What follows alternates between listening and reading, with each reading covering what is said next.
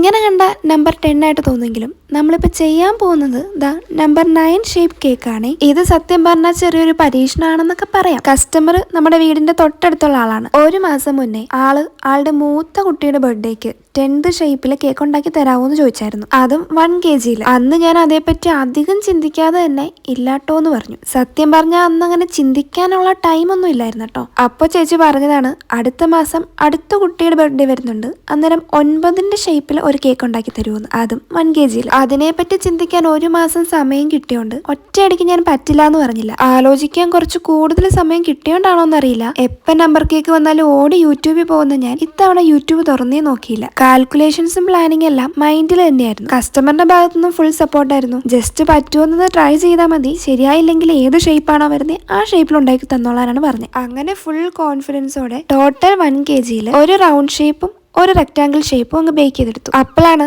ചേച്ചി ഒരു മാസം മുന്നേ ചോദിച്ച നമ്പർ 10 ഷേപ്പിന്റെ കാര്യം എനിക്ക് ഓർമ്മ വന്നത്. ചേടാ, ഇത് ഇത്ര എളുപ്പമായിരുന്നോ? അധികം കട്ടും ചെയ്യണ്ട, ഒന്നും ചെയ്യണ്ട, സിമ്പിൾ ആയിട്ട് ചെയ്തെടുക്കാൻ പറ്റുന്നത് നമ്പർ 10 തന്നെയായിരുന്നു. സാരമില്ല, 5-6 അബദ്ധമൊക്കെ ഏത് പോലീസുകാരനും പറ്റൂലോ. എന്തായാലും ഏകദേശം നമ്മൾ മൈൻഡിലിട്ട പ്ലാൻ അനുസരിച്ച് അവിടെ ഇവിടെയൊക്കെ കട്ട് ചെയ്ത് കഴിഞ്ഞപ്പം ഏകദേശം ഒരു 9 ഷേപ്പൊക്കെ വന്നു. 1 kgന്റെ ബേസിൽ തന്നെ സെറ്റ് ചെയ്യണമെന്നൊരു ആഗ്രഹം ഉണ്ടായിരുന്നു. പക്ഷെ നമുക്ക് 2 kgന്റെ ബേസ് എടുക്കേണ്ടി വന്നേ. നമുക്ക് ഈ എൻ്റെ പ്രോസസ്സിൽ ഇത്രയും പീസ് മാത്രമേ വേസ്റ്റ് ആയുള്ളൂ. അത് മാത്രമാണ് ഞാനിട്ട പ്ലാനിൽ എനിക്കുണ്ടായ ഏക ആശ്വാസം. ഞാൻ നമ്മുടെ കേക്കിന്റെ പരിപാടികളെല്ലാം കംപ്ലീറ്റ് ആയപ്പം ചെറുതായിട്ടൊന്ന് യൂട്യൂബ് നോക്കിയായിരുന്നു കേട്ടോ. നമ്മൾ ചെയ്യുന്ന പോലെ ചെയ്ത വേറെ ആരെങ്കിലും ഒക്കെ ഉണ്ടോ എന്നൊന്നും അറിയാലോ. നമ്മൾ ചെയ്തെടുത്ത റൗണ്ട് ഷേപ്പ് കേക്ക് ഒരു കട്ട് പോലും കട്ട് ചെയ്യാതെ റെക്ടാങ്കിൾ ഷേപ്പിന്റെ സൈഡിൽ ഒരു സ്ലൈറ്റ് കട്ട് കൊടുത്തിരുന്നെങ്കിൽ കുറച്ചും കൂടി പെർഫെക്റ്റ് ഒരു 9 ഷേപ്പ് കേക്ക് കിട്ടിയാണ്. എന്നാലും ഞാൻ എന്താവും ആദ്യമേ യൂട്യൂബ് നോക്കാത്തെ. പക്ഷെ കുഴപ്പമില്ല, നമ്മൾ സാധാരണ പേപ്പറിലൊക്കെ എഴുതുമ്പം 9 ഒത്തിരി ആഡംബരത്തിലൊന്നും അല്ലല്ലോ എഴുതുന്നേ. അങ്ങനെയൊക്കെ അങ്ങ് ആശ്വസിക്കാം. അങ്ങനെ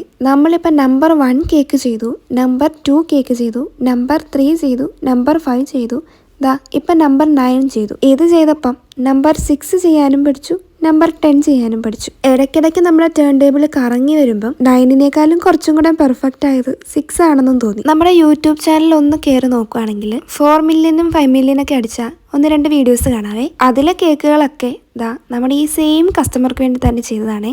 എൻ്റെ ആദ്യത്തെ 1 മില്യൺ വീഡിയോയും ഈ ഒരു കസ്റ്റമറിൻ്റെ ആയിരുന്നു. കാര്യം വേറെ ഒന്നുമല്ല, ഈ കസ്റ്റമർ എപ്പോഴും എന്തെങ്കിലുമൊക്കെ വെറൈറ്റി ആയിട്ട് ചെയ്യാനാണ് എൻ്റെ അടുത്ത് പറയാറ്. ഒരു മാസം മുന്നേ ഒരു നമ്പർ 10ന്റെ കാര്യം ഞാൻ പറഞ്ഞില്ലേ, അന്ന് ആ കുട്ടിക്ക് ഞാനൊരു ബട്ടർഫ്ലൈ തീമിലെ കേക്കായിരുന്നു ചെയ്തു കൊടുത്തേ.